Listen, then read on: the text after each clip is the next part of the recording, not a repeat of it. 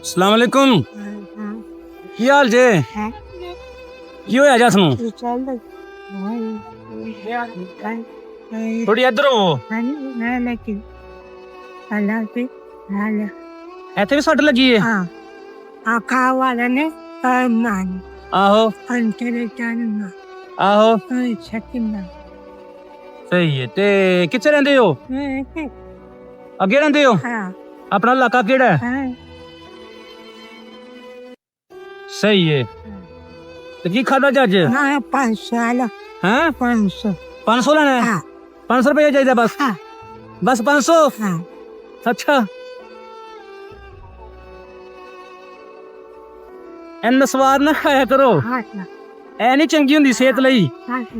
ਇਹ ਗੁਰਦਿਆਂ ਨੂੰ ਨੁਕਸਾਨ ਕਰਦੀ ਏ ਜੇ ਮੇਰੇ ਕੋਲ 500 ਨਾ ਹੋਏ ਤੇ ਫੇਰ ਹੈ ਅੱਛਾ ਇਹ ਲੋ ਇਹ ਕਿੰਨਾ ਜੇ ਹੈ ਹਾਂ ਖੁਸ਼ ਹੋਣ ਚਲੋ ਫਿਰ